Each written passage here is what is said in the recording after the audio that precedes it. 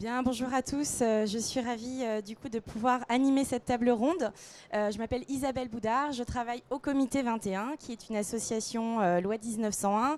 Et les organisateurs du salon nous ont demandé de pouvoir animer cette table ronde sur l'ancrage territorial des établissements de santé et de présenter finalement un petit peu des opportunités de travail avec ce qu'on appelle les parties prenantes, internes, externes. On va en discuter pendant 7h15 ensemble. Notre association est en effet assez spécialisée sur ces questions à la fois d'ancrage et de dialogue avec les parties prenantes. Le Comité 21, donc, c'est une association qui travaille depuis 20 ans sur ces différents sujets. On regroupe aujourd'hui près de 500 acteurs autour du développement durable, à la fois des collectivités territoriales, des entreprises privées, publiques, des associations ONG que vous connaissez pour certaines, le WWF par exemple, et puis également des établissements de santé et des établissements scolaires, des établissements de recherche. Donc un réseau à la fois variés qui travaillent sur les enjeux du développement durable.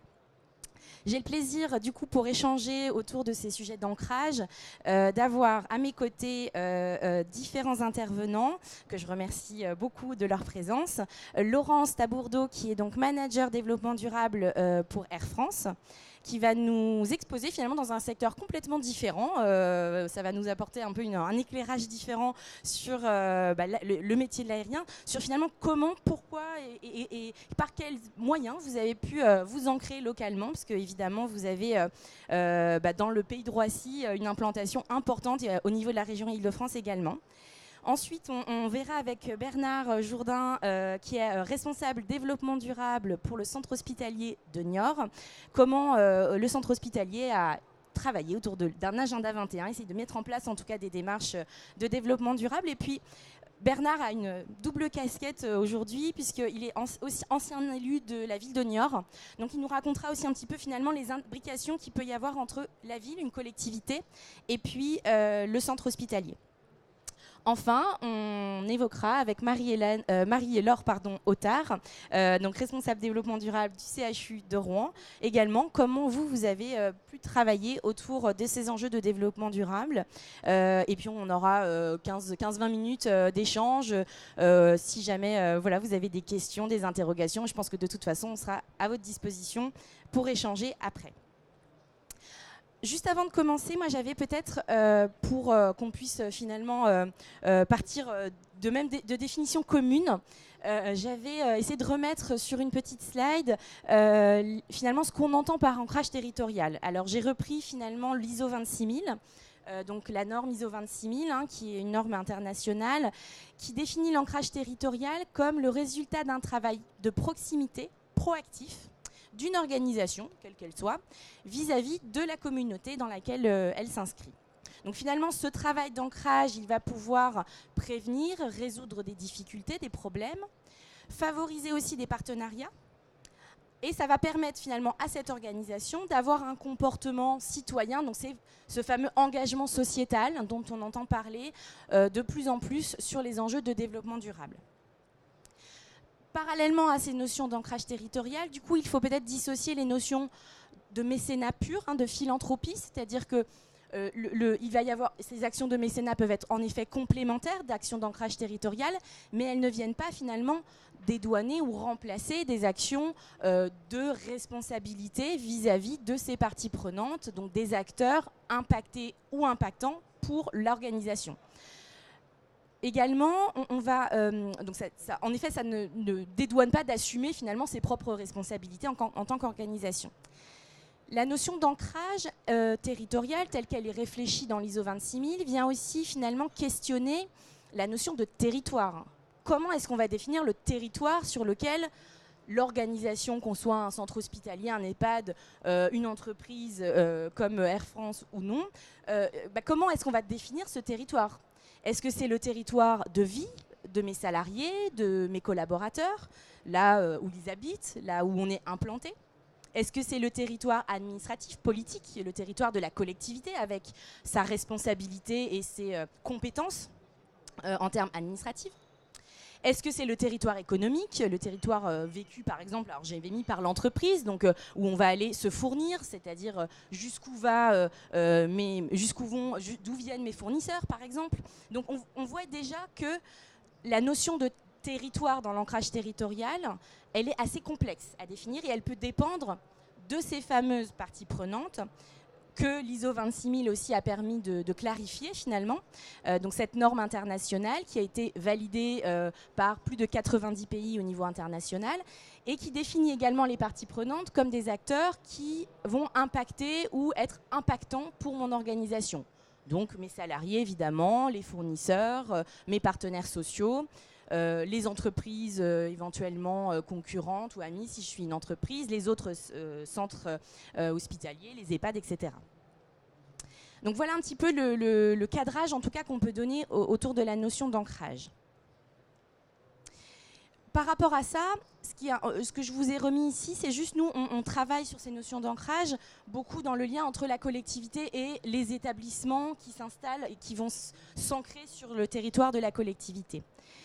Dans ce cadre-là, on a défini le territoire, les actions du territoire autour du développement durable de manière générale par finalement des politiques publiques qui peuvent permettre d'attirer, d'accueillir, d'aider par des aides, l'éco-conditionnalité d'aide sur l'environnement ou en matière sociale.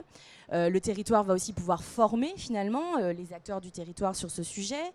Il va pouvoir aussi, par la commande publique, acheter de manière plus durable, soutenir, organiser. Donc la collectivité va avoir un ensemble d'actions en matière d'ancrage, de lien avec ces fameuses parties prenantes. De son côté, l'entreprise ou les établissements ou les associations de santé qui sont sur ce territoire, elles vont avoir ce qu'on a appelé, nous, plutôt des stratégies d'ancrage qui vont lui permettre de travailler plus spécifiquement avec ses parties prenantes, essayer aussi peut-être de concourir à avoir une meilleure image localement, à une meilleure image employeur pour attirer peut-être des salariés. Donc elle va finalement, l'entreprise ou les établissements de santé vont en tout cas être pourvoyeurs d'emploi, d'innovation, d'attractivité. Les établissements de santé vont aussi participer au développement évidemment économique, parce que souvent ils ont un poids très important, on verra avec les exemples des centres hospitaliers par exemple. Ils contribuent aussi, ces établissements, souvent à la formation ou à l'insertion locale par l'alternance par exemple. Ils génèrent évidemment des financements locaux. L'innovation, j'en ai déjà parlé, mais c'est vrai qu'il y a une vraie expertise aussi, évidemment, au sein des centres hospitaliers, des centres de santé, qui peut être utile pour la collectivité, pour les acteurs du territoire. Et puis, ils contribuent de manière générale au dialogue local. Par exemple, les entreprises ou les établissements de santé, on le verra sur l'exemple de Niort, peuvent participer aux démarches de développement durable qui sont initiées par les territoires, par exemple les exemples d'Agenda 21, de Plan Climat, où là, les entreprises, les établissements de santé vont finalement être partie prenante du territoire. Voilà un petit peu, en quelques mots, les éléments un petit peu importants finalement qui permettent d'alimenter un petit peu la discussion et de définition avant de passer du coup la parole à Laurence qui va nous exposer comment finalement Air France, dans son activité, a finalement souhaité s'ancrer, travailler sur cet ancrage et comment finalement vous, par rapport à votre fonction de développement durable dans l'entreprise, cela s'articule. Je vous laisse la parole. Merci Isabelle. Oui, alors bonjour, je vais commencer déjà par quelques éléments sur le groupe Air France KLM, secteur très éloigné de la santé. Alors, quelques éléments d'introduction sur le groupe. Donc nous sommes un groupe aérien constitué de 546 avions en exploitation en 2014, constitué de 2 compagnies, Air France et KLM, 94 000 collaborateurs en 2014, et sur 3 métiers, le métier du passage, avec 87 millions de passagers qui ont pris nos lignes en 2014, le cargo avec 1,3 million de tonnes de fret dans les soutes de nos avions en 2014 et la maintenance aéronautique. Air France KLM est l'un des leaders de la maintenance aéronautique au niveau mondial. Air France KLM a le premier réseau long courrier au départ d'Europe, avec 316 destinations sur à peu près 115 pays. Et nous faisons partie de l'alliance SkyTeam, qui est la deuxième alliance mondiale avec 20 membres et plus de 1000 destinations monde.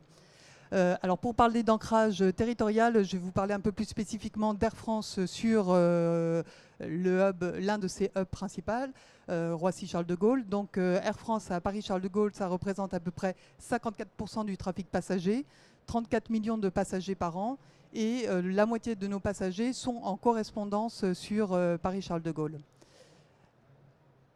Alors, pour le développement durable d'Air France, l'un des points essentiels, c'est l'écoute des parties prenantes. Comme l'a expliqué Isabelle, les parties prenantes, pour nous, ce sont les acteurs impactés par nos activités, et également les acteurs qui pourraient être impactants sur la mise en œuvre de notre stratégie.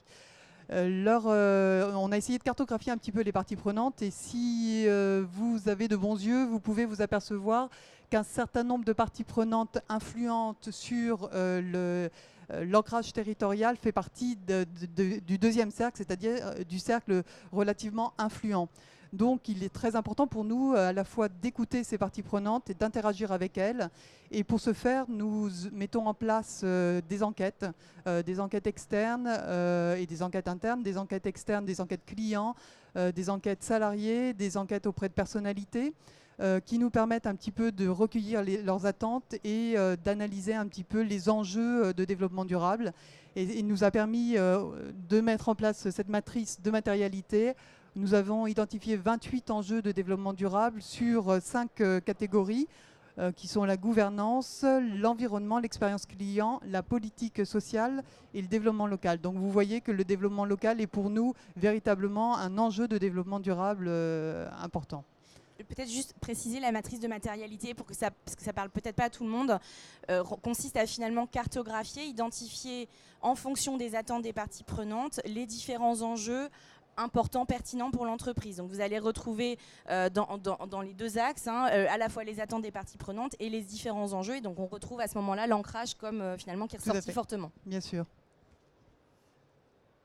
Alors voilà, sur l'ancrage local particulièrement, donc nos enjeux, c'est véritablement de contribuer au développement des territoires, au développement économique et social des territoires de nos bases principales, mais aussi sur les territoires de nos destinations, puisque nous sommes un groupe international, et pour nous, le territoire tel que le définissait Isabelle s'entend à la fois sur donc nos hubs, Paris-Charles de Gaulle, Paris-Orly, Amsterdam Schiphol, mais également à destination dans les 115 pays de destination. Donc c'est très vaste. Aujourd'hui, on va vraiment parler uniquement de Roissy et d'Orly, donc sur la France. Donc nos enjeux, les enjeux d'Air France sur l'ancrage local sur Paris-Charles de Gaulle, j'ai essayé de les définir avec 4 pavés. Ce sont à la fois des enjeux environnementaux, des enjeux de développement économique, des enjeux de formation et des enjeux autour d'implication sur des partenariats structurants, sur des débats régionaux importants pour l'avenir du territoire et l'avenir également de la compagnie. Donc, et tout ceci, bien évidemment, ne se fait pas sans dialogue avec nos parties prenantes, avec tous les acteurs qui sont impactés et impactants pour ces différents enjeux. Alors, d'un point de vue environnemental, je vais vous donner juste quelques exemples sur l'ancrage local. Ce qui nous importe particulièrement par rapport à notre ancrage local et à nos enjeux en termes d'environnement, ce sont des enjeux bien évidemment de bruit. Nous essayons par une politique de renouvellement de la flotte et de modernisation de la flotte de réduire le bruit. Nous y parvenons avec une réduction de 38% par rapport à 2000 du niveau du bruit, alors que dans cette même période, les mouvements du transport aérien ont augmenté de 7%. Nous essayons également de mettre en place des procédures de moindre bruit, des procédures opérationnelles. Et également, nous sommes très proactifs dans un dialogue avec les riverains qui se passe dans des commissions animées notamment par le préfet. et qui se matérialisent très concrètement ensuite pour les riverains par des aides à la sonorisation. Et notamment en 2014, nous avons versé au titre du groupe Air France KLM 31,5 millions d'euros d'aide à la sonorisation pour les riverains. Un autre enjeu en termes environnementaux, c'est la qualité de l'air autour des aéroports. Pour agir sur cet enjeu, nous travaillons à la fois sur la réduction des émissions gazeuses locales, mais aussi sur peut-être quelque chose qui peut également vous parler dans le domaine de la santé, c'est de travailler sur des déplacements moins polluants en mettant en place, en s'appliquant dans des plans de déplacement entreprises et dans des plans de déplacement inter-entreprises, donc à Paris-Charles de Gaulle et à Paris-Orly. Donc de mise en place de sites de covoiturage, de bureaux de passage, de faciliter le télétravail, donc un certain nombre d'actions pour essayer de mettre en place des déplacements moins polluants. Également, il y a d'autres enjeux en termes environnementaux qui peuvent avoir un impact localement et sur lesquels nous agissons. Ce sont à la fois les déchets et l'énergie et l'eau. Je vais passer un peu plus vite sur ces enjeux. Ensuite, je voulais vous expliquer l'impact, le poids d'une compagnie telle qu'Air France, telle qu'une compagnie comme Air France peut représenter pour un territoire. Le groupe Air France KLM représente 90% de ses salariés qui sont basés en France ou aux Pays-Bas. Et en termes beaucoup plus locaux, sur l'Île-de-France, nous sommes le premier employeur privé, avec 40 000 salariés en Île-de-France. Et le groupe Air France représente 356 000 emplois induits sur la France. Voilà. En termes d'achat, les achats aussi du groupe ont un poids et sont impactants sur l'économie nationale, puisque les achats d'Air France en France représentent 1,9 milliard d'euros et 76% de nos achats France sont réalisés en Île-de-France. Donc c'est pour vous donner un petit peu quelques notions sur le poids des entreprises sur un territoire. Et par ailleurs, malgré les conditions, les conditions un petit peu difficiles que connaît la compagnie aujourd'hui, nous continuons d'investir et nous investissons toujours sur le territoire. En 2015, nous allons ouvrir une nouvelle unité aérostructure et par exemple, ce type d'investissement d'un nouvel hangar représente 45 millions d'euros. Je vous ai mis également un petit schéma qui vous montre un petit peu de façon, sur le territoire national, toutes les contributions que peut avoir une entreprise, à la fois par son activité, par ses investissements. Et on se rend compte, ce travail est assez intéressant parce que ça permet de se rendre compte à quel point ça peut être impactant et à quel point on peut représenter un poids pour l'économie. Par ailleurs, en termes de développement économique, la compagnie également s'engage et on a signé la charte des entreprises à participation publique en faveur de l'émergence du développement des PME innovantes en 2012 et on a été labellisé en 2014 avec le label PME innovante. Donc c'est au titre de toute la dynamique mise en place par Air France sur l'achat responsable et sur la mise en place de guichets innovation en faveur des PME localement et au niveau national. Air France est également membre fondateur de Welcome City Lab et est très proactive avec les startups pour favoriser l'innovation, pour co-innover avec des startups, soit de façon sous un modèle d'open innovation, mais également en vraiment participant et en s'impliquant dans des mises en place d'innovation, parfois au niveau local. À titre d'exemple, d'un point de vue industriel, nous avons accompagné une entreprise qui a mis en place un procédé de nettoyage des avions avec des lingettes qui permet d'économiser de l'eau. Donc c'est vraiment un procédé qui a été totalement nouveau et qui a été co-construit grâce à un partenariat très innovant entre une PME et un grand groupe. Un autre enjeu donc, pour Air France, c'est celui de la formation de l'insertion sociale, de permettre aux riverains, aux jeunes qui sont sur nos territoires d'accéder à l'emploi sur la plateforme aéroportuaire. Donc pour ce faire, Air France est membre fondateur d'un certain nombre d'associations et s'implique vraiment depuis de nombreuses années, notamment avec Air Emploi, Jérémy et l'AFMAE. L'AFMAE est un CFA qui forme au métier de l'aéronautique et qui a été, fondé par Air France. D'autres actions également. Nous mettons en place, à titre d'exemple, des programmes de stage pour des jeunes de 3e dont les parents n'ont pas dans leur, dans leur environnement familial ne permet pas en fait d'accéder à un grand groupe. Donc on essaie vraiment de favoriser les jeunes très éloignés de l'entreprise et de leur permettre de mettre un pied dans l'entreprise. D'autres actions en termes d'insertion sociale, on est signataire de la convention entreprise et quartier, on soutient les écoles de la deuxième chance et on est très impliqué au niveau du secteur adapté et protégé puisque l'on consacre notamment en 2014 18 millions d'euros d'achats auprès du secteur adapté. Et un exemple qui peut faire écho dans le secteur de la santé, 82% de la blanchisserie du linge de bord est traitée par le secteur adapté. Et nous participons et nous avons aidé une entreprise du secteur adapté, une blanchisserie, sur le secteur très proche de l'aéroport, à se mettre en place et pour traiter effectivement le linge de bord. Alors, également en termes d'implication, d'ancrage territorial, comme je vous l'avais montré sur la précédente image, il est important pour nous de dialoguer avec les parties prenantes. Nos parties prenantes, ce sont à la fois les communautés locales, les élus, les acteurs économiques locaux, les centres de formation. Et avec tous ces acteurs, nous participons aux débats régionaux qui vont être impactants pour le territoire et donc impactants pour la compagnie, que ce soit les débats autour du Grand Roissy, du nouveau Grand Paris, donc les réseaux de transport, la métropole du Grand Paris. Donc nous appliquons avec tous ces acteurs sur ces grands débats. Et nous y participons soit à travers des structures externes, mais également des structures que nous avons vraiment souhaitées et mises en place. À titre d'exemple, je prendrai l'association Pays de Roissy. L'association Pays de Roissy a été créée en 2003 par Air France, dans un but en fait de développer, de faire la promotion du développement socio-économique du territoire. Aujourd'hui, c'est une association qui regroupe à peu près 340 adhérents, que ce soit des élus, que ce soit des acteurs économiques, que ce soit des institutionnels.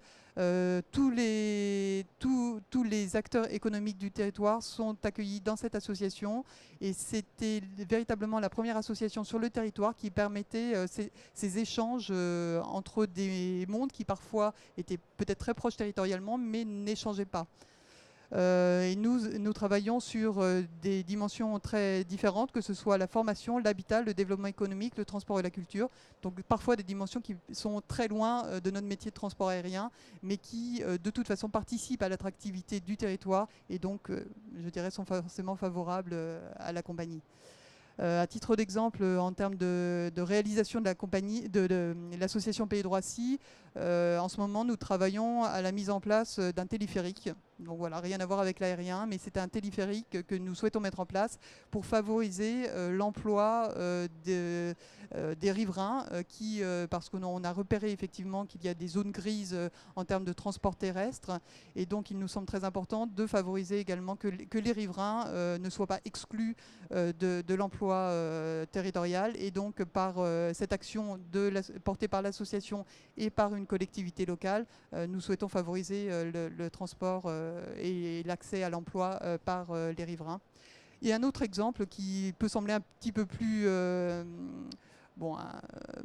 moindre importance, mais qui finalement est également impactant en termes de liens territorial. Chaque année, nous recevons le Père Noël qui descend d'un avion et on accueille avec des enfants des écoles maternelles du territoire. Et c'est une action qui est quand même malgré tout assez lourde à mettre en place et qui permet vraiment de créer du lien social aussi sur le territoire. Voilà. Donc ça, c'est véritablement une association créée par l'entreprise, voulue par l'entreprise et qui permet de créer du lien. Et par ailleurs, on s'applique aussi dans d'autres associations comme Upstart et Aérotropolis. Voilà, bah, écoutez, j'ai terminé sur cette présentation pour vous montrer un petit peu les notions d'ancrage territorial pour une compagnie telle qu'Air France.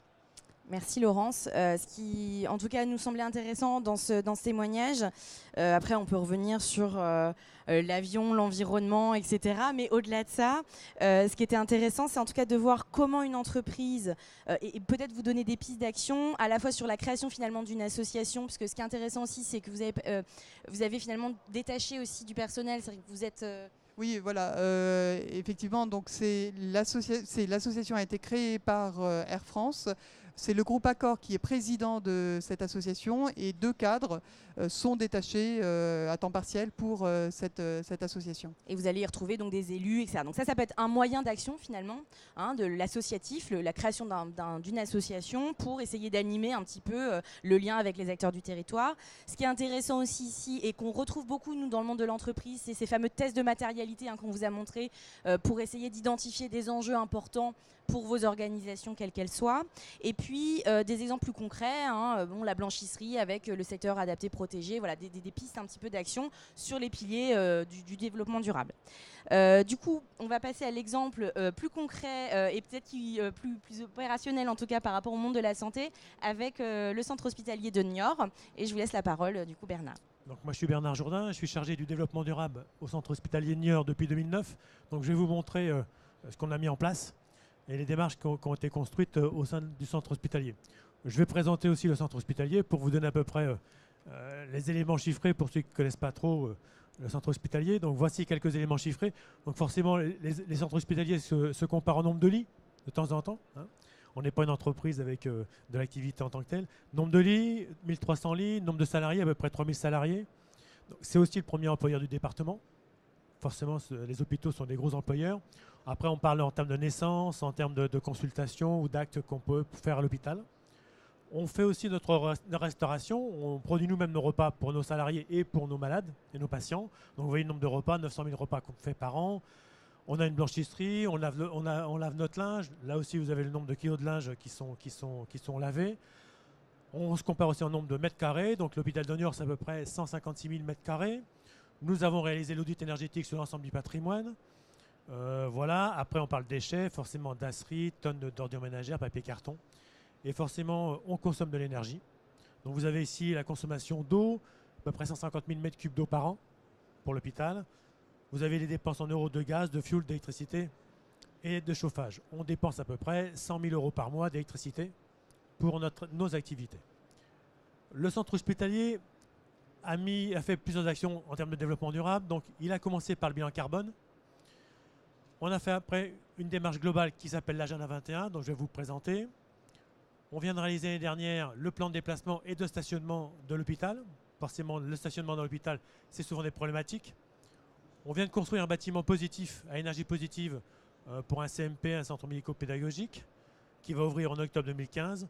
On vient de faire l'audit énergétique de l'ensemble de notre patrimoine et on se lance cette année dans ce qu'on appelle un agenda 22 pour construire tout ce qui est la politique handicap de l'hôpital, pour qu'on puisse la présenter en interne et en externe à l'ensemble de nos salariés. Donc pour construire la démarche agenda 21, on a d'abord formé la direction à ce qu'était le développement durable, parce que notre direction, connaissant pas le développement durable, on a d'abord fait l'acculturation de cette direction. Et une fois qu'on a fait l'acculturation de cette direction développement durable, on avait une feuille de route que je vous ai mis ici quelques lignes. Et dans cette feuille de route, il était dit, la direction a souhaité que l'agenda 21 du centre hospitalier rentre dans les thématiques et les démarches de l'agenda 21 de la ville de Niort et de l'agenda 21 mené par la communauté d'agglomération. Et effectivement, on avait des mêmes buts, des mêmes objectifs sur un même territoire et sur les mêmes publics. Donc, la finalité de la démarche, c'était de dire notre agenda 21 centre hospitalier doit rentrer dans les démarches des autres acteurs du territoire. Quand on a lancé l'agenda 21, donc on l'a fait en interne, uniquement avec les salariés. Le directeur n'a pas souhaité qu'on l'ouvre aux parties prenantes extérieures. On voulait d'abord une expérience en interne avec nos salariés. Donc on a invité les salariés à participer à la démarche. C'était du volontariat, donc une centaine d'agents ont participé à la démarche. Ici, vous avez les thématiques qui ont été soumises aux agents, les groupes de travail qui ont été mis en place. Il y avait 4 grandes thématiques, vous les voyez. éco-responsabilité de la gestion et aménagement durable, bien-être au travail et association des professionnels à la vie des services et de l'établissement, soins et santé, solidarité, génération et territoire, responsabilité économique. C'est les grands thèmes que je vais vous présenter juste pour ceux qui concernent les acteurs et les parties prenantes extérieures. Je ne vais pas rentrer dans le détail complet de l'agenda 21, sinon il faudra un peu plus de temps. Donc, sur les thématiques où on va mobiliser et regarder quels sont les acteurs économiques ou autres qui peuvent rentrer dans l'agenda 21, ce qu'on appelle solidarité, génération et territoire, c'est tout ce qui est les relations avec les autres acteurs du territoire. Donc, on retrouve la ville de Niort sur les questions de santé, sur les questions d'aménagement ou de déplacement. On retrouve le conseil général sur les questions de maisons de retraite ou autres. On retrouve les conseils de quartier de la ville, qui forcément, l'hôpital fait partie d'un quartier de la ville. Donc, comment l'hôpital participe ou pas à ce conseil de quartier, comment l'hôpital s'adresse à ses voisins, parce que forcément, quand on fait des travaux, on va déranger le voisinage, parce qu'on va faire rentrer, on va faire circuler beaucoup de camions ou autres. Donc comment on rentre en relation avec nos voisins? Jusqu'à aujourd'hui, ce n'est pas des questions qui venaient naturellement auprès des démarches du centre hospitalier. Après, question responsabilité économique, on travaillait sur quel type d'achat on faisait et comment on pouvait travailler avec les acteurs économiques de la ville ou du département.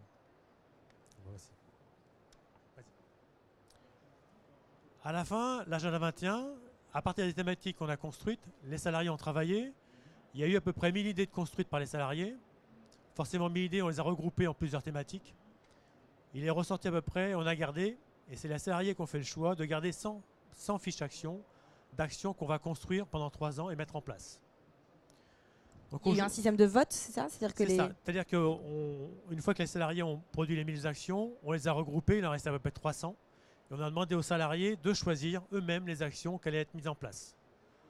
Forcément, la question, ils nous disent, c'est pas à nous de choisir, c'est plutôt à la direction. Donc on revient vers eux en disant non, c'est à vous de choisir. Vous avez émis les idées, vous devez nous dire lesquelles sont les plus importantes pour vous ou les plus urgentes à mettre en place. Donc ils choisissent quelles sont les plus urgentes, qu'est-ce qu'ils peuvent représenter en termes de coûts, et on arrive à choisir avec eux, il y a des votes, et c'est eux qui choisissent les actions qu'on va mettre en place. Une fois que ces actions sont votées, elles passent par les différents filtres des directions pour savoir si elles sont techniquement possibles. Je prends un seul exemple, hein, quand les salariés disent il faudrait récupérer l'eau de la piscine pour arroser les plantes, on pose la question techniquement si c'est possible. Techniquement, ce n'est pas possible. Donc, c'est une action qu'on ne va pas prendre en compte. Mais ça passe par les filtres des différentes directions pour savoir si elles peuvent se mettre en place. Il n'est pas question de mettre en place des actions qui sont irréalisables. Donc une fois qu'on a passé tous ces filtres, eh ben, le plan d'action est voté par la direction générale, par le comité de pilotage et se met en place. Donc là, il est voté depuis 2012. Le plan d'action va de 2012 à 2015. L'agenda 21 se termine cette année et il sera évalué en début d'année prochaine. Et le directeur s'est engagé à refaire un agenda 21 l'année prochaine pour repartir sur une nouvelle démarche. Donc vous avez ici les 8 objectifs qui ont été construits. Et là où il y a une étoile jaune, c'est pour dire voici les points où on rentre avec des actions concernant des acteurs extérieurs. Donc, si je prends le premier objectif qui était solidarité, génération et territoire, faire du territoire de santé une réalité concrète, on trouve ici un projet qui est de développer la relation avec les autres acteurs de santé. Et pour cela, il y a des actions qui derrière en découlent. Et vous avez donc agi en commun avec les autres acteurs de santé du territoire. Vous avez amélioré la fluidité des parcours, développer l'information auprès des usagers et échanger avec les collectivités autour du développement durable. Et c'est à partir de là qu'est né ce qu'on appelle sur la ville de Niort le comité partenarial de la ville, de l'agglomération et des entreprises du territoire dont fait partie l'hôpital. Et que vous allez nous expliquer après avec la casquette ville de Niort. Et que je vais vous expliquer après. Voilà. Mais c'est pour expliquer toute la démarche, comment elle s'est construite. Et après, avec d'autres thématiques, d'autres actions, d'autres objectifs, par exemple acheter autrement, on voit ici c'est développer les achats en circuit court, donc comment l'hôpital peut participer à l'économie locale, qu'est-ce qu'elle peut acheter localement. Je donne des exemples, hein. Une partie de nos espaces verts sont entretenus par des centres d'aide, voilà, des centres adaptés, donc on a regardé comment on pouvait réserver certains marchés à certains acteurs. C'est aussi des actions qu'on peut faire concrètement sur le terrain. Et après, quand on prend la thématique d'améliorer l'accès des visiteurs et des patients à l'hôpital, on s'aperçoit par les actions qui vont être mises en place qu'on a besoin d'acteurs extérieurs. Si je prends améliorer la circulation dans l'hôpital, ça veut dire aussi comment les patients et les visiteurs viennent à l'hôpital. Est-ce que tous les accès sont sécurisés? Est-ce que c'est facile ou pas? Si je prends développer l'accès en vélo au centre hospitalier, même si moi j'améliore la pratique du vélo dans l'hôpital, comment les visiteurs ou les patients puissent venir à l'hôpital et comment la ville va développer les circuits vélos pour aussi venir à l'hôpital. Si je prends installer des bornes de recharge pour les véhicules électriques, est-ce que je vais me tourner vers des partenaires comme l'ADEME ou la région qui vont aussi pouvoir participer et financer au projet? Donc vous voyez, à travers différentes actions, on a besoin d'acteurs extérieurs pour pouvoir réaliser ces actions. Vous voyez. Après, si je prends plan de déplacement, forcément, j'ai forcément besoin de la ville ou de l'agglomération par rapport au transport en commun.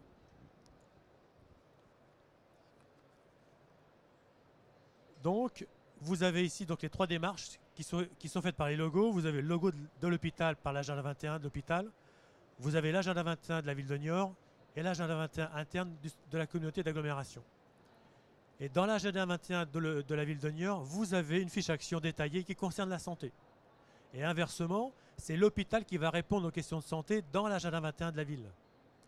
L'hôpital devient le partenaire de la ville sur les questions de santé. Donc on a vraiment ces interactions sur des thématiques. Et par exemple, la communauté d'agglomération, elle qui regarde comment elle aménage son territoire, c'est l'hôpital qui répond par la construction d'une maison de santé sur les questions de santé par rapport à l'agglomération. Donc on trouve toujours ces interactions entre les différents partenaires. Et pour symboliser les choses, dans la communication qu'on a fait vers nos salariés sur le développement durable, dans une thématique, on parlait de l'hôpital et du H, et pour nous, il est important que le H se construit, et vous l'avez ici en termes d'image, le H se construit avec les partenaires.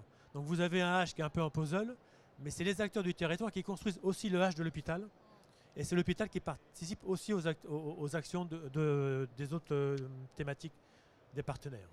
Ouais, merci beaucoup. Voilà. Donc, du coup, ce qui est intéressant, c'est que c'est complémentaire. Du coup, on voit que l'intérêt, finalement, pourquoi vous avez travaillé sur ces enjeux d'ancrage, il y a à la fois des enjeux d'investissement sur le développement durable par rapport aux enjeux environnementaux, sociaux, mais aussi finalement de mobilisation des collaborateurs. Hein. J'ai l'impression que c'est un outil finalement aussi pour d'une certaine manière l'agenda 21, essayer de fédérer autour d'un projet un peu différent et puis peut-être aussi de manière un peu complémentaire de liens finalement d'ouverture vers des types d'acteurs différents. On va voir du coup comment, en tant qu'ancien élu de la ville, finalement vous avez pu percevoir et mettre en place des choses sur ces sujets de santé.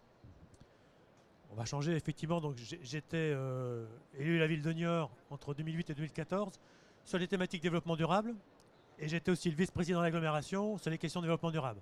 Donc ça facilite énormément le fait de pouvoir créer des liens et de mener des politiques qui sont intéressantes.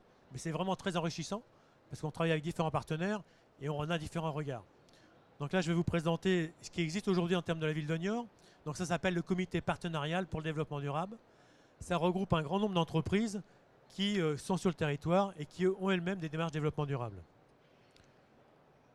Le but, c'est bien un réseau d'acteurs qu'on met en commun, entreprises, associations, institutions publiques. Vous avez la région, vous avez différents acteurs, vous avez des associations comme celles qui concernent l'environnement, les associations de protection de l'environnement qui sont dedans. Le but, c'est bien de participer collectivement à une démarche commune et comment on peut se coordonner sur des actions. Je pourrais très bien, moi, au centre hospitalier, avoir besoin de faire un inventaire de la biodiversité sur le centre hospitalier. Donc je peux me tourner sur des acteurs qui sont dans le comité partenarial pour m'aider à faire cet inventaire.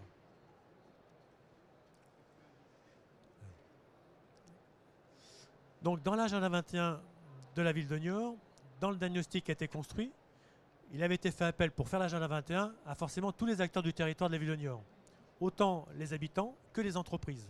Donc il y avait différents acteurs qui étaient regroupés par thématique. Donc il y avait un groupe d'acteurs qui étaient les entreprises et les acteurs locaux qui ont participé certains soirs à la démarche, à la construction de l'agenda 21 de la ville. Et forcément tous ces acteurs, à la fin des journées de participation, on s'est réunis et on a souhaité créer un acte d'engagement pour fédérer ces acteurs et pour continuer dans le temps à travailler ensemble. C'est ce qu'a créé l'acte d'engagement qui a été fait en 2011 et qui était à 19 signataires au départ, qui aujourd'hui doit être à peu près une trentaine. Et donc le comité partenarial se réunit régulièrement, il fait des plénières 2 fois par an et après on travaille par thématique. Vous avez ici les logos de différentes instances qui travaillent dans le comité partenarial. Alors effectivement, la ville de Niort et la ville de Niort, on retrouve toutes les assurances. Donc vous avez ici la Massif, la Maïf, la MAF, la SMAC, qui sont les gros acteurs du territoire. Chaque assurance emploie en moyenne entre 2000 et 3000 personnes. Donc vous voyez que le comité partenarial va regrouper à peu près tout de suite 20 000 salariés. Et toutes ces entreprises ont forcément des démarches environnementales fortes. Vous prenez la Maïf, c'est vraiment dans le cœur de leur sujet. Vous avez ici donc, et vous voyez des associations comme le groupe ornithologique ou des associations comme Créa Solidaire qui travaillent sur le réemploi de certains matériaux. Et on a aussi IMA qui est Intermutuelle Assistance. Donc vous voyez, chez nous, on est bien assuré. Le but du comité partenarial, c'est bien de mutualiser et de partager les expériences. Donc chaque partenaire peut venir présenter ses démarches de développement durable. Et puis, comment on peut réaliser des actions en commun. Pendant la semaine du développement durable, plutôt que chacun fasse quelque chose, on peut organiser quelque chose en commun sur le territoire de la ville. Et chacun amène des actions qu'il fait en interne ou autres à présenter. Et puis si un acteur a besoin d'informations, l'autre peut y en apporter ou peut participer à ces actions. Le pilotage du comité partenarial, il est piloté par la ville et l'agglo. Les deux pilotent le comité. C'est eux qui organisent le secrétariat, c'est eux qui font les réunions, c'est eux qui animent les réunions. Donc vous avez, je vais vous présenter différentes thématiques qui ont été mises en place et sur lesquelles on travaille régulièrement. Peut-être assez rapidement pour qu'on puisse aussi... Donc, vous voyez thématiques parce qu'effectivement, quand chaque entreprise travaille sur le plan de déplacement, nous n'avons pas, nous, centre hospitalier ou autres entreprises, les compétences sur le déplacement. Donc on travaille avec l'agglo sur les thématiques d'électromobilité, de covoiturage, d'itinéraires cyclables, des politiques d'achat et de la biodiversité. Et il y a une lettre d'information qui paraît régulièrement tous les 6 mois, en Internet ou intranet. Il y a un groupe d'achat responsable qui a été fait sur les achats d'impression et de reprographie. Et là, on a travaillé avec les CCI aussi et avec toutes les imprimeries du département pour savoir comment les imprimeries du département pouvaient répondre aux demandes des entreprises. Voilà, en termes d'imprimes verts, en termes de quantité. Voilà, il y a eu des temps de partage sur la biodiversité, sur les phytosanitaires. Et il y a un groupe de communication qui travaille sur la communication interne du comité partenarial qui diffuse une lettre électronique tous les 6 mois à l'ensemble des partenaires de la ville. Voilà. Voilà rapidement le comité partenarial. Merci beaucoup. Moi, je note, et ça fait écho finalement à ce qu'on peut observer, nous, au niveau du réseau, des différentes démarches de responsabilité sociétale des entreprises, ou donc de RSE ou de RSO plus largement, hein, de responsabilité sociétale des organisations. C'est que dans les facteurs de réussite, hein, pour mettre en place ces démarches, on retrouve l'engagement de la direction. Hein. À un moment, il faut avoir un engagement assez fort d'une direction, ce qui passe par de la formation. C'est-à-dire que si la direction ou les collaborateurs ne sont pas formés, qu'on ne leur a pas expliqué les enjeux, ça ne marchera pas. Donc, engagement de la direction qui va de pair avec la formation. La définition d'une politique, hein, évidemment aussi. C'est-à-dire comment est-ce que... Et évidemment, pour définir cette politique, dans l'idéal, on fait avec les parties prenantes, donc avec ces fameux acteurs internes, externes. Et il faut quand même à un moment poser les choses par écrit et se donner des objectifs et des ambitions. Et puis... Dans cette implication, c'est finalement aussi avoir un pilote. C'est-à-dire qu'à un moment, il y a un Bernard Jourdain qui va se mettre les mains dans le cambouis et va concrètement suivre les projets, essayer de mener les choses opérationnellement et voilà, se coller, se confronter à la réalité. Donc ça, c'est vrai que c'est des choses qu'on retrouve assez régulièrement. Peut-être du coup, Marie-Laure, vous, de votre expérience au CHU de Rouen, nous donner un peu un éclairage aussi sur la façon dont ça a pu se passer. Et je vous mets vos slides tout de suite.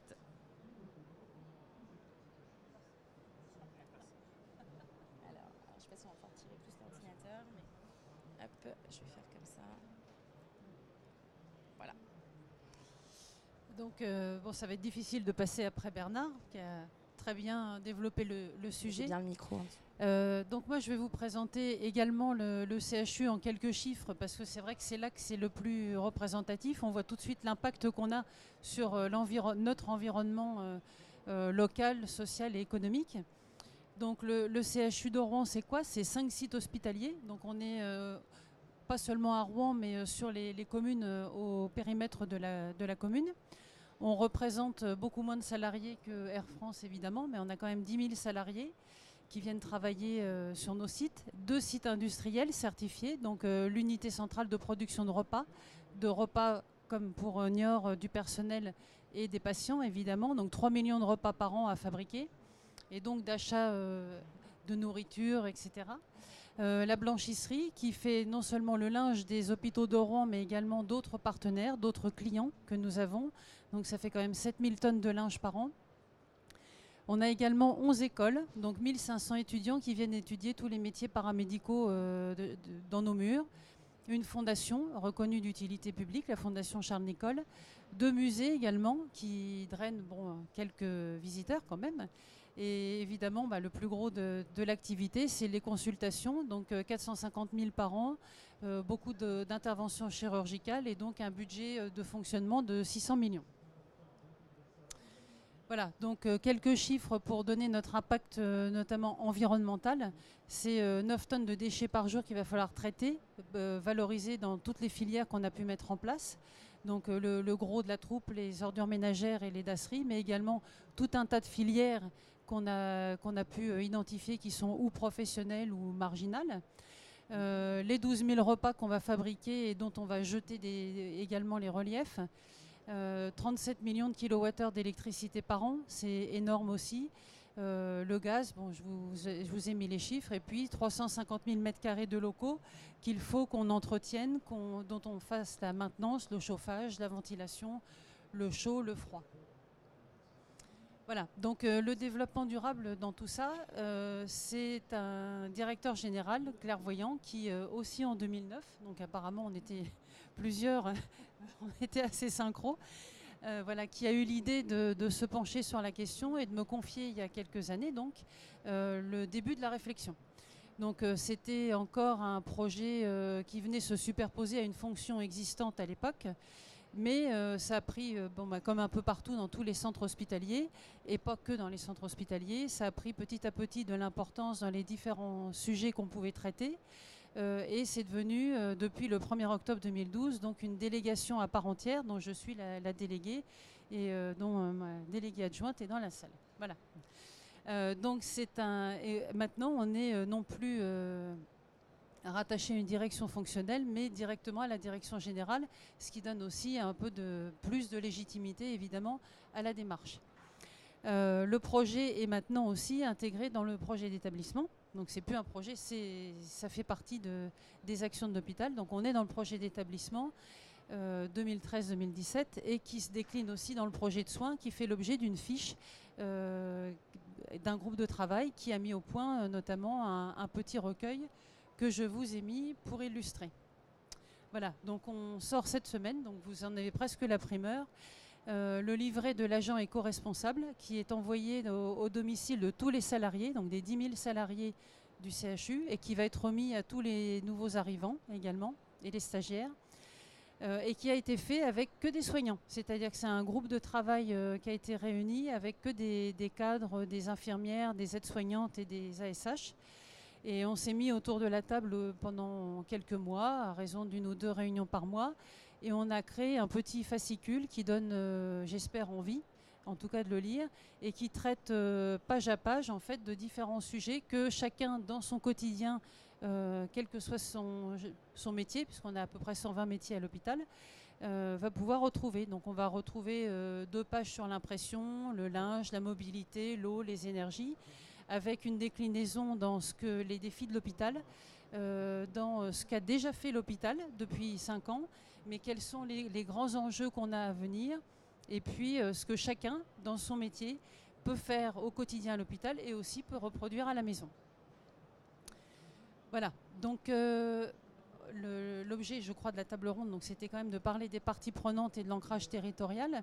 Donc évidemment, on a un certain nombre de parties prenantes, donc des parties prenantes internes avec lesquelles on se voit globalement au moins une fois par an, voire pour certaines beaucoup plus, que sont donc l'unité centrale de production alimentaire, puisque là il y a beaucoup d'enjeux à la fois dans les achats d'alimentation, dans l'énergie, dans les déchets qu'on va pouvoir produire, d'où la blanchisserie également, l'autre unité industrielle, mais aussi la cellule marché qui a un gros poids pour nous, puisqu'en fait les achats représentent une énorme partie de nos dépenses, à part le personnel qui est le plus gros de la troupe.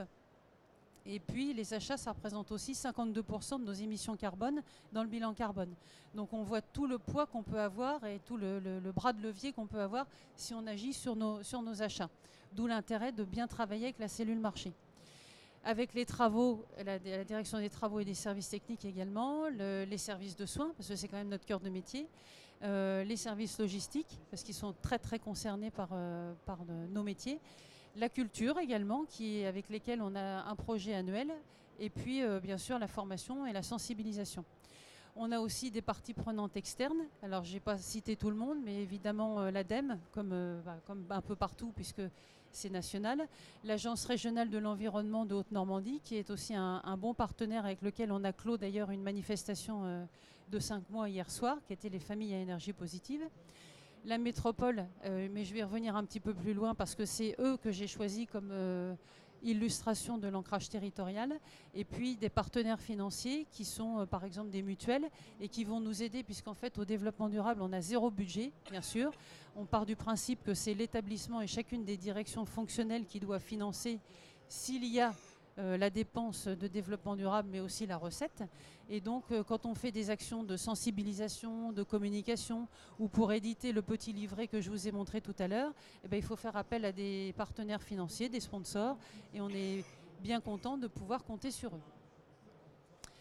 Donc, comment ça fonctionne et ça s'articule, tout ça? Donc, on a un plan d'action annuel qui est décliné par grandes thématiques, sans grande surprise, comme l'a un peu présenté Bernard tout à l'heure, donc une partie management, une partie achat, énergie, mobilité, etc. Avec les grands sujets de l'année. Donc ça ne veut pas dire qu'on va traiter que ça, mais enfin ça, ce sont au moins les grands objectifs qu'on s'est fixés. On va dire qu'une fois par mois, donc on se réunit avec ma collaboratrice et des stagiaires quand on en a, pour faire le point de la dizaine de pages que représentent tous les projets qu'on peut avoir en cours dans toutes les thématiques, pour faire le point des mains dans le cambouis, comme vous disiez, c'est-à-dire ça ne se fait pas tout seul, donc il faut monter des réunions, relancer, aller chercher de l'argent, faire tout un tas de petites choses, monter notamment pour ma collaboratrice tous les sujets, tous les supports de communication, les revues trimestrielles qu'on fait pour arriver à sensibiliser, à motiver tout le monde. Chaque action principale, après, fait l'objet d'un comité de pilotage avec un groupe de travail qui a je vous ai mis un exemple de compte rendu. Chaque comité de pilotage étant là pour suivre, préparer, puis mettre en œuvre, suivre l'exécution et évaluer toutes les actions qu'on peut faire. Donc sujet par sujet. Juste dans le comité de pilotage, excusez-moi, c'est des volontariats? C'est-à-dire que comment ça se passe, les gens qui sont dans le comité de pilotage, ils sont désignés d'office ou... Alors, je dirais que ça se fait naturellement en fonction des sujets, puisqu'en fait, là, par exemple, c'est la délégation de service public de la crèche. Donc, c'est une délégation de 5 ans pour laquelle on a délégué donc un prestataire qui va gérer la crèche dans nos locaux, puisqu'on a un bâtiment pour accueillir les enfants de l'hôpital, mais aussi des enfants d'entreprises extérieures. Et donc, quand on a fait le cahier des charges avec la cellule marché, avec la direction des ressources humaines, avec les assistantes sociales. J'ai eu la chance d'être naturellement invitée à cette rédaction du cahier des charges. Et puis on a monté un projet tous ensemble. Alors pas que développement durable, mais aussi. Et donc en l'occurrence, on a pu insérer des clauses sociales dedans puisqu'on a demandé l'emploi de 2 équivalents temps plein avec une formation, une qualification dans le personnel de la crèche pendant les 5 ans, puisqu'on peut viser sur le long terme et sur une grosse masse de travail. Et on a aussi un volet environnemental, puisqu'on fait une labellisation de la crèche qui va s'appeler Écolo-Crèche, et également un bilan carbone de la crèche, avec un diagnostic, enfin voilà. Donc toutes ces actions-là, il y a un comité de pilotage transversale et il y a un sous-comité de pilotage dédié aux actions du développement durable, à leur mise en place, à leur évaluation et vérifier que ça se passe bien avec les personnes qui sont en insertion ou avec le diagnostic. Voilà. Donc avec les parties prenantes externes, souvent on passe des conventions pour pouvoir fixer la durée, les conditions, ce que chacun s'apporte réciproquement. Les éléments d'évaluation aussi peut-être de réussite du partenariat. Exactement. Donc par exemple, on a une convention pour le plan de déplacement avec la métropole de Rouen et avec l'agence, enfin avec l'ADEME, qui est aussi partie prenante, et notamment en l'occurrence, qui a mis à notre disposition à titre expérimental un logiciel questionnaire pour les salariés. On est les cobayes pour la région de Normandie, et la région de Normandie est cobaye a priori pour la France. Donc on essuie un peu les plâtres, sachant que c'est notre deuxième plan de déplacement, puisqu'on en a déjà fait un avec Madame Martinet, c'est le hasard, mais qui est là dans la salle, il y a quelques années. On a aussi des conventions de mécénat. Alors je le disais tout à l'heure pour les journées thématiques, et on est en train de travailler également sur la création d'un fonds de dotation pour pouvoir passer à des projets beaucoup plus ambitieux. Voilà. On a des conventions également avec l'ADEME indépendante du PDE pour par exemple des équipements ou pour des supports de communication. Des supports de communication notamment pour la mobilité ou pour même des équipements de mobilité. Voilà. Et puis avec des mutuelles ou avec des entreprises extérieures, y compris des fournisseurs, pour pouvoir financer nos moyens de communication. Et évidemment, on a un reporting qui est envoyé à toutes ces parties prenantes. Alors, je vous ai cité la métropole, notamment en partenariat donc de parties prenantes, pour le sujet de la mobilité. Donc, on a, comme je le disais, déjà fait un PDE il y a quelques années. Mais le monde change, les personnels ont changé, il y a eu des mutations internes, les gens se marient, ont des enfants, n'ont pas les mêmes itinéraires, ont déménagé. Et la pression automobile, surtout sur le site principal, était très forte, devenue même insupportable, on peut le dire. Donc en fait, avec la métropole, on a jugé utile de refaire un toilettage du plan de déplacement et de refaire complètement une deuxième génération de plan de déplacement. Et comme la métropole a bien compris qu'on était le premier, nous aussi, employeur même de la région, devant Renault, donc ils ont bien compris toute l'importance que revêtaient à la fois les déplacements de nos salariés, mais également les déplacements de nos visiteurs, de la logistique, enfin de tout ce qui tourne autour d'un hôpital. Et donc ils ont décidé de le financer à 100%. Donc ça c'est quand même, faut bien le reconnaître, c'était un bel effort. Donc non seulement ils sont financeurs à 100%, mais on est vraiment partenaire dans le comité de pilotage, dans le comité stratégique et évidemment dans la mise en œuvre qui va commencer à partir de la rentrée. Donc on a une convention qui est signée et qui fixe, comme on le disait, les différents points de collaboration. Alors, il y a une première convention qui a été signée il y a quelques années avec des avantages pour le personnel, notamment de tarifs, mais pas que. Et on en est déjà au deuxième avenant. Le CHU fait maintenant partie du club des plans de déplacement des employés de la métropole. Et on a donc un certain nombre d'avantages par rapport à cela. Oui. On a aussi un deuxième partenariat avec cette partie prenante importante qui est la métropole, qui est l'action sociale, puisqu'on a signé aussi une convention avec eux en tant qu'AMO gratuitement pour toute l'action insertion. Donc c'est dans ce cadre-là notamment qu'ils sont intervenus pour la consultation de la délégation de service public de la crèche. En fait, quand on juge pertinent le fait de mettre des clauses sociales dans un marché qui a suffisamment de durée et suffisamment de volume financier, on les interroge, eux diagnostiquent la faisabilité de la prise en compte dans le marché, puis nous aident à rédiger les clauses dans le cadre du Code des marchés publics, et après d'analyser les offres qui sont faites, puis après de suivre l'exécution du marché. Donc ça a été illustré par la crèche. Voilà, donc nos partenaires financiers, je vous en ai parlé tout à l'heure, donc pour nos actions de communication, puisque nous n'avons évidemment aucun budget pour cela. Voilà. Donc par exemple, on fait un dossier de partenariat pour aller chercher l'argent là où il se trouve, où on pense pouvoir le trouver, pour faire toutes nos actions de communication. Donc on est un peu comme des sportifs de haut niveau à essayer d'aller vendre notre soupe pour récupérer de l'argent. Voilà, donc on est à votre disposition. Merci beaucoup à vous trois pour ces témoignages. On va avoir du coup un quart d'heure là pour échanger avec vous dans la salle, parce que j'imagine que vous avez peut-être des interrogations, des questionnements qui vous sont venus au gré des différentes interventions. C'est vrai qu'il y a en tout cas nous au niveau du comité 21 et Élise dans la salle qui travaille aussi donc à l'association sur la partie plutôt de territoire et qui a donc cette connaissance du territoire. on identifie aujourd'hui de plus en plus d'actions aussi au niveau de la santé par les villes. Vous en parliez au niveau de la métropole de Rouen. On pourra vous apporter plus d'exemples si vous le souhaitez. On a un stand juste derrière. Et je vous laisse tout de suite la parole. Si vous avez des questions, je vous remercie de lever la main, de vous présenter rapidement et de poser évidemment votre question. Est-ce que vous avez déjà des commentaires, ça peut être pas forcément sous la forme de questions spécifiques. Pas pour l'instant, on a tout dit. Moi, peut-être en termes de complément finalement par rapport à ce qu'on a pu dire là, c'est vrai qu'on voit que finalement on a parlé des facteurs de réussite un peu communs des organisations qui se lancent dans ces démarches de développement durable. Sur l'origine finalement aussi de ces démarches, je pense que ça soit sur l'ancrage territorial ou sur des démarches environnementales ou autres, il est important de rappeler que alors il y a un aspect en effet de mobilisation des collaborateurs, d'innovation parfois aussi, d'aller expérimenter finalement des choses. On a aussi quand même souvent le constat que c'est aussi la réglementation qui fait progresser, en tout cas qui fait que les organisations se lancent sur ces démarches de développement durable, les entreprises, les collectivités.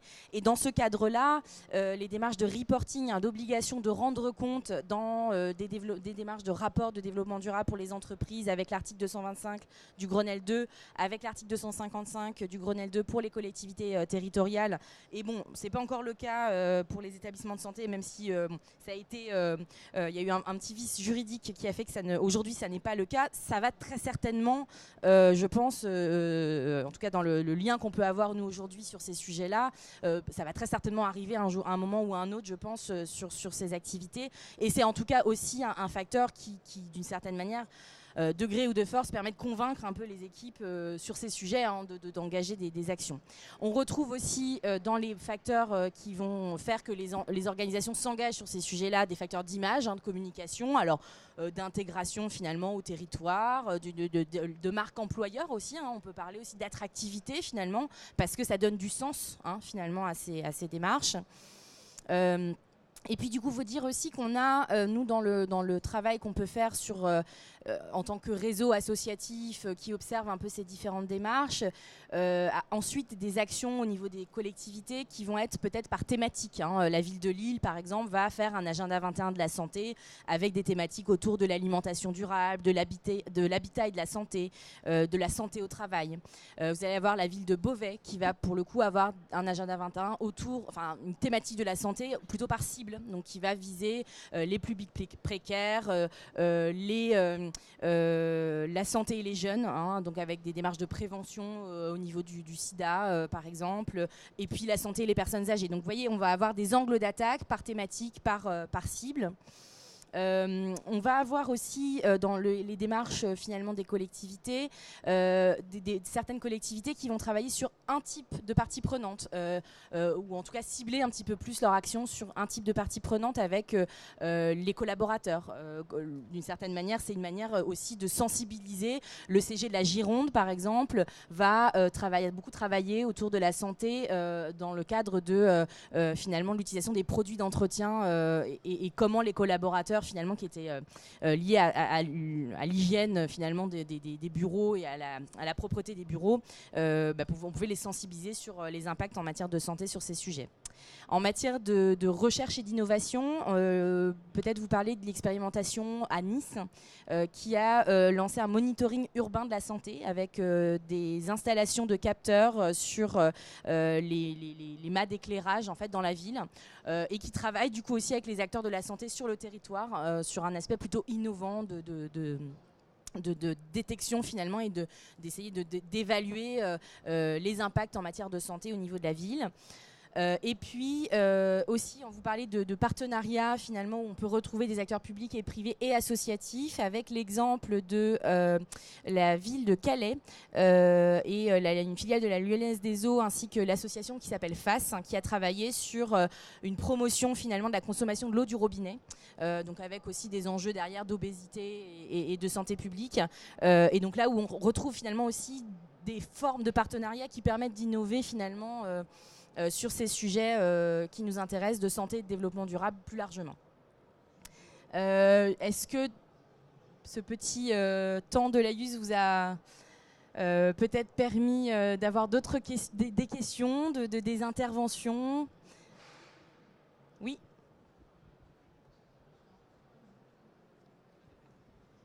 Donc les journées de communication que vous avez organisées étaient à destination plutôt des professionnels, du centre hospitalier ou du CHU, des patients, des deux. Première question. Et deuxième question, est-ce que vous avez une mesure, ou avez souhaité le faire ou pas, ou pensez le faire, une mesure des impacts que ces actions ont ou peuvent avoir sur la satisfaction des patients? Alors, je vais commencer. Les journées de sensibilisation sont globalement plutôt tournées vers le personnel. Donc on fait une journée thématique, par exemple, annuelle sur un sujet donné du développement durable. Donc on a fait le village des déchets, on a fait la journée du goût de l'alimentation et de la lutte contre le gaspillage alimentaire. On a fait aussi la journée le village de l'énergie, la journée de l'air. Voilà. Donc ça, c'était plutôt des conférences et des expositions, des stands destinés plutôt au personnel.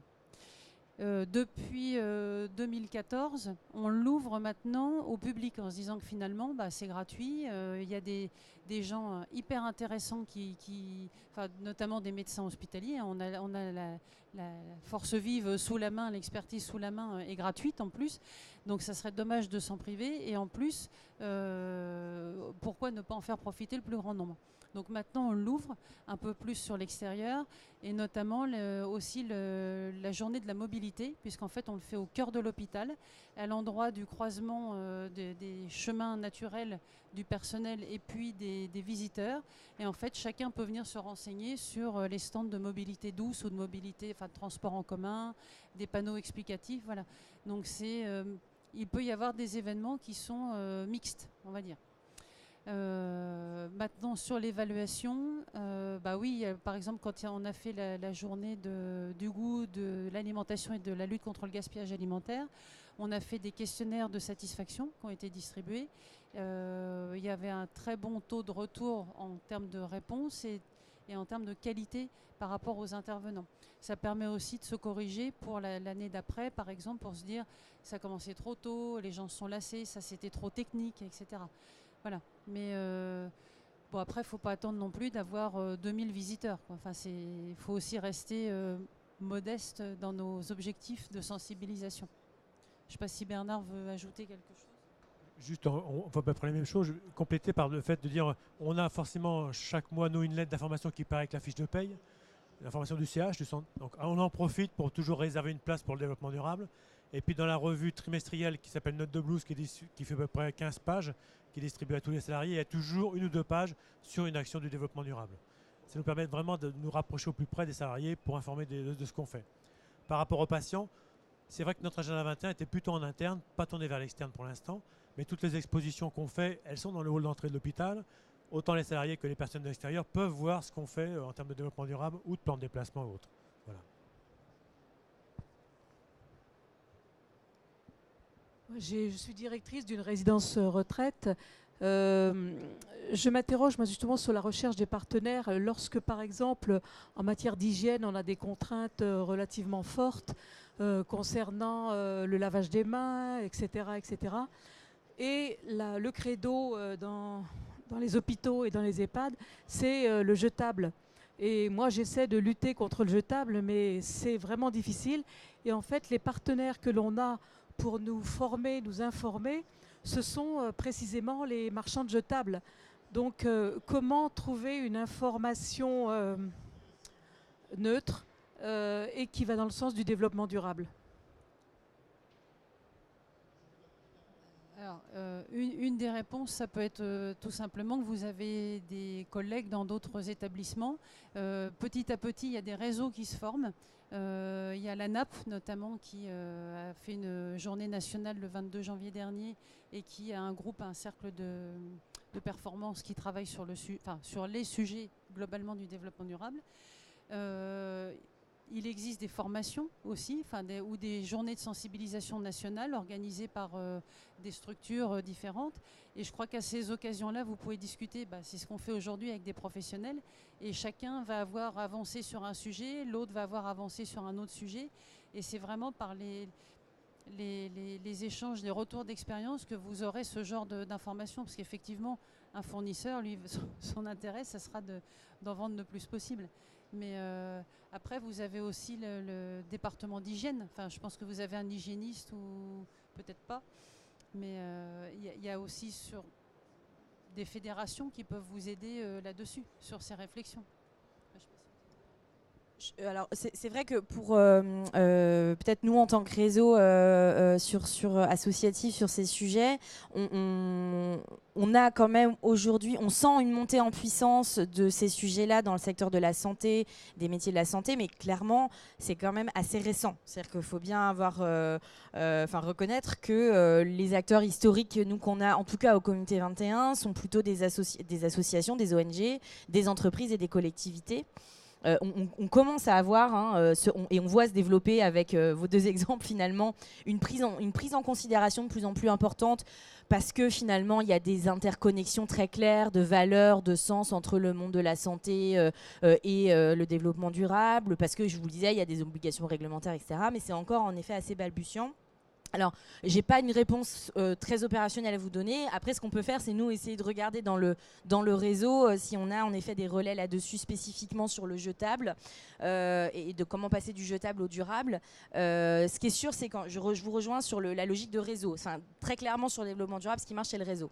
En même temps, on a des sujets pointus. Par exemple, moi, j'ai essayé d'introduire les séchoirs à main.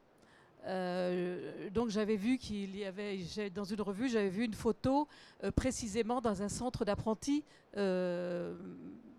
cuisiniers, et donc je m'étais dit, s'il y en a en faisant la construction, je me suis dit, est-ce que moi je vais me permettre de mettre ça dans la maison de retraite, et j'ai eu bien du mal à trouver des conseils, et notamment par exemple la DSV, pas trop compétente, pas trop d'avis non plus sur la question.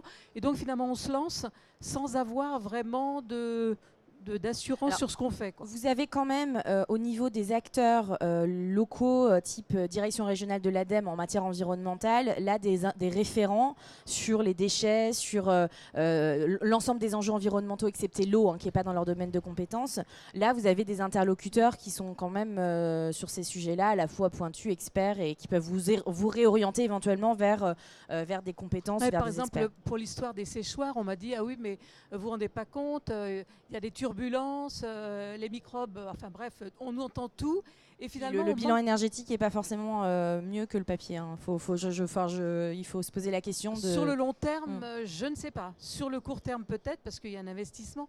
Mais sur le très long terme, je me pose quand même la question. Est-ce qu'il y a... Pardon, oui, Bernard, vous vouliez intervenir. Nous, en termes de développement durable, on n'est pas experts dans tout. Donc nous, on va chercher, sur cette question-là, on va chercher le service d'hygiène pour leur dire, voilà, il y a une thématique. Nous, on pense que peut-être qu'on peut faire des économies de papier. Donc dites-nous ce que vous, service d'hygiène, vous en pensez. Voilà, nous, à chaque fois, on va chercher les compétences dans nos services pour dire, voilà, il y a une réflexion qui commence à naître. Comment, ensemble, on peut la travailler et apporter des réponses. Mais alors c'est bien pour un grand hôpital où il y a beaucoup de monde, mais une petite maison de retraite, je m'excuse, on a 87 lits, donc on n'a aucune compétence, il faut aller chercher les compétences à l'extérieur. Interpeller l'ADEME et les agences régionales environnementales sur le sujet, qui sont des organismes publics et qui n'ont pas d'intérêt privé dans ces démarches. Alors il y a aussi d'autres solutions. Par exemple, l'ADEME a fait un guide sectoriel sur le monde de la santé il y a 2 ans, je crois, qui est disponible sur Internet. Et donc, vous pouvez le consulter, parce qu'en fait, vous pouvez le télécharger. Il y a dans tout ce qui est plutôt énergie, parce que là, en l'occurrence, l'ADEME, c'est plutôt l'énergie. Mais vous allez retrouver des sujets qui vont vous intéresser et qui sont directement exploitables au niveau de la santé. Voilà.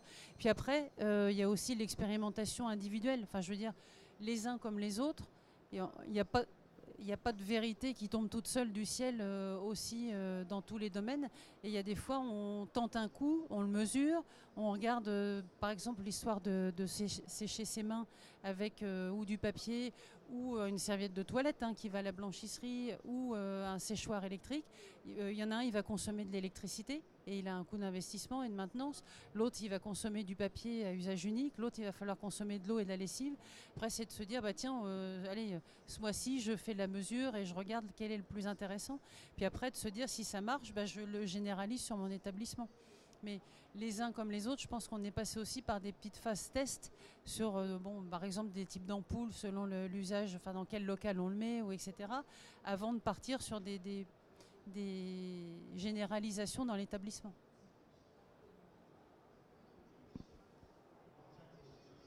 Je crois qu'on va arriver au terme de cette table ronde. Je vous remercie pour votre participation, votre attention. Je remercie les intervenants beaucoup pour leur travail en amont. Et n'hésitez pas si vous avez des questions. On est aussi, je pense, à votre disposition pour y répondre.